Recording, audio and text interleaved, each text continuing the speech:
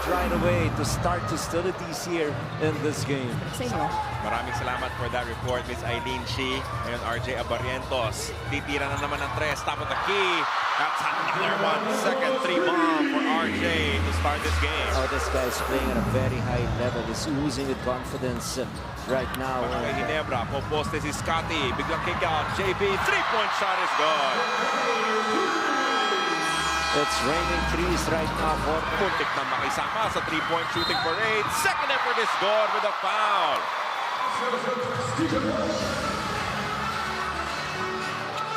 Now, if you're Coach Tim Cole, appreciate the Ahan Misi to Ahan Misi. Three-point shot in and out. Eriobu with a putback dahil napwestuhan niya ito si Stephen Holt. That is how important, getting a good shot off. That means even your teammates know that you're taking.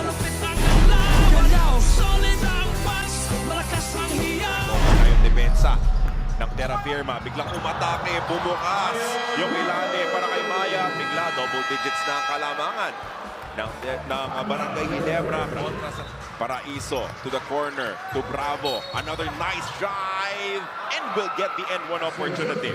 Ano ba itong Terra Firma? They're fighting. They're doing the right things offensively. But if there's one major Nolia adjustment, Chicken Templados hot shots. Brownlee may espasya na naman. Three-point shot number 3 for JB. and that is the importance of Ralph too. When he dishes off that pass, Rejects the ball screen of Mubashar, takes the three, and then is fouled by Troy Rosario, converting from deep.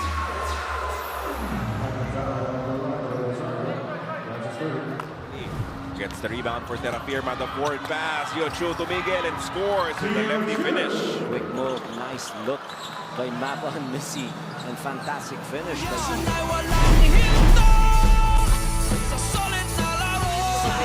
Anin yung pasa.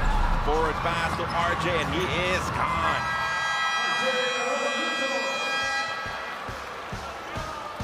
Nakalimutan yata ni Mubashar kung anong kulay ng uniforme niya eh. Naipasa niya sa nakapula. To slow down yung magandang pasahan. Itong Barangay Ginebra, three-point shot. One more time for Stephen Holt.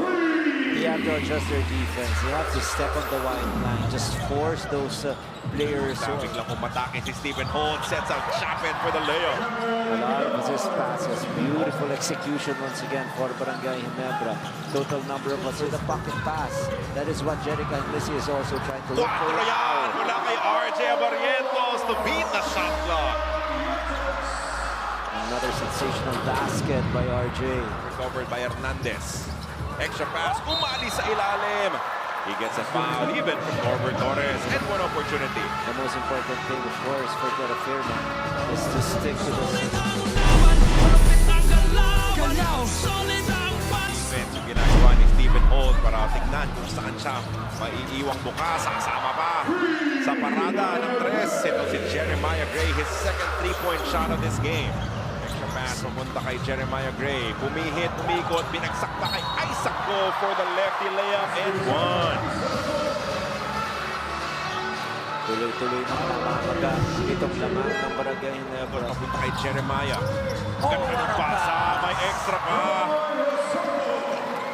Oh, this guy is playing so well. He's spotting his open teammates. We're talking about Jeremiah Gray. Panira na, pinapasa pa. It becomes so beautiful from the lens of the... Oh, another four for Jerica Hanmisi. This guy is so gifted. He works on it.